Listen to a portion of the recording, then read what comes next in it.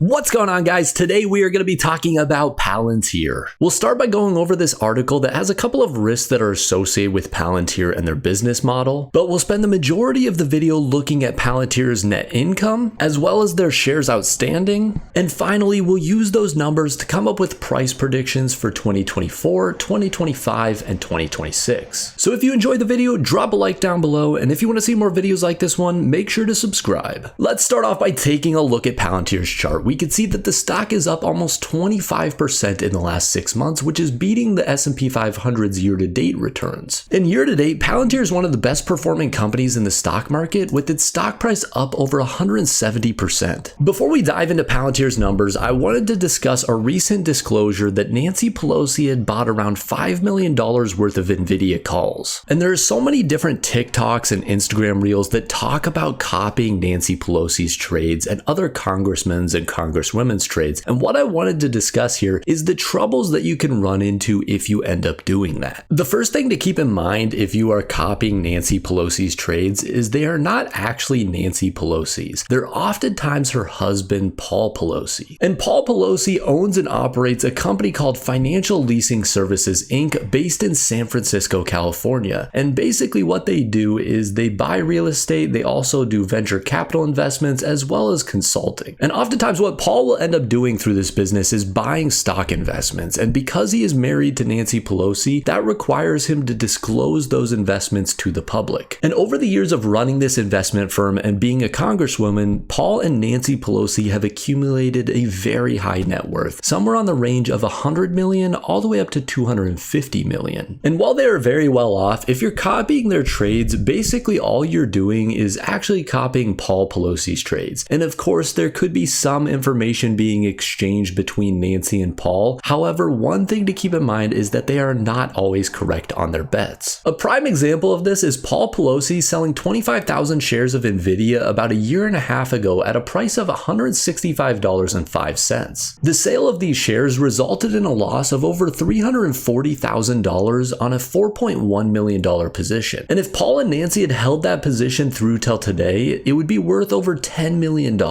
And here you can see a chart of how that position has played out. The stock did end up bottoming out in October. However, since then it has ran up in a major way. And this article was actually posted at the end of June when the stock was trading around $400. And since then it's ran all the way up to $500 at certain points and is currently sitting around $490. The point in showing all of this was just to prove that you should not copy any investors out there, whether it's some random YouTuber or a congresswoman. It doesn't matter. Even if you think they have insider information, it doesn't matter. You should always stick to your own strategy and don't try and copy what someone else is doing, because at the end of the day, you need to take responsibility for your finances and do what's best for your certain situation. So with that out of the way, let's go ahead and jump into the two major risks that investors should know before buying Palantir stock. There are two risks that they address in this article. The first being that Palantir has a significant revenue concentration in US government contracts. And right now this claim is actually fairly true, because in 2022, 56% of Palantir's revenue was made up by US government contracts. And the issue with this is there are only so many governments and government sectors that you could pull revenue from, and because of this, revenue for Palantir has slowed down in a major way. Year over year, in their most recent quarter, they only saw 12% government revenue growth. However, one thing that this article doesn't mention is the fact that most investors are banking on Palantir expanding their commercial customer base. We saw US commercial customers in the most recent quarter grow 37% year over year, and their revenue grow 33% year over year. And as Palantir continues to grow this side of their business, I would expect their profitability to increase in a major way because of their business model and how software as a service operates. And this is where it can be very difficult to price a company like Palantir, because they're stuck between a very solid base of government revenue and huge expansion on their commercial side. And what they try and do in this article is use current price to sales and price to earnings for Palantir and compare those to Alphabet. When you look at Palantir's current numbers, their price to sales is 18.7, Alphabet's is 6.2, and their price to earnings is 303 compared to Alphabet's 25.3. And the issue with this is that Alphabet has a very established business, while Palantir is still trying to break into their commercial business, which is a potentially very large growth vector for Palantir. And we can take a look at their net income and how it has changed over the last couple of years, the last 4 quarters have been very impressive, with the company staying profitable each of the 4 quarters, coming in anywhere from around $0.017 billion of net income all the way up to their most recent quarter coming in at $0.072 billion of net income. And we can use those net income numbers and the shares outstanding to come up with some price predictions around Palantir. The one thing to keep in mind for their shares outstanding is it looks like they've increased their shares outstanding by around 5 to 10% every year. So for 2023, we haven't seen 4th quarter results yet, so I'm using the last 4 quarters, and we have a net income of $148 million and shares outstanding of 2.3 billion. This comes out to an EPS of around 6 cents. So that's about 1 penny less than what they have actually put up over the last 4 quarters for GAAP EPS numbers. But what we can do is we can use that 6 cents and potential valuations that Palantir could be trading at to come up with price targets for the stock. So if the stock were trading at a PE ratio of around 10, the stock price would be 64 cents. If we jump up to a PE ratio of 30, it would be $1.91. If we jumped up to a 50, that would be $3.18. And at a PE ratio of 275, we would be around the current stock price of $17.50. So obviously these prices look very low, and the reason for that is because most people are buying stocks based off where it is headed in the future.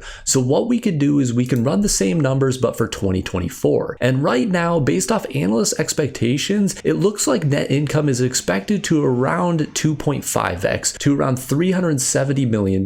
And if shares outstanding increase by around 10%, that would bring that number up to around 2.55 billion shares outstanding, and we'd have a GAAP EPS number of around 14 cents. And 14 cents appears to be fairly in line with what analysts are expecting, because for 2024, they're expecting non-GAAP EPS to come in at 29 cents. And from what we've seen over the last few quarters is their non-GAAP EPS numbers seem to be about double what their GAAP EPS numbers are. So based off a GAAP EPS number of 14 cents, if Palantir were to trade at a 25 PE ratio, we would see the stock trading at a $3.62 price target. At a 50 PE ratio, the stock would jump all the way up to $7.23. So based on the current price of around $17.50, we can see that Palantir for next year's earnings is trading around a PE ratio of 122. So for 2025, I had to start making my own assumptions, and I assumed that net income would double from there to around $740 million,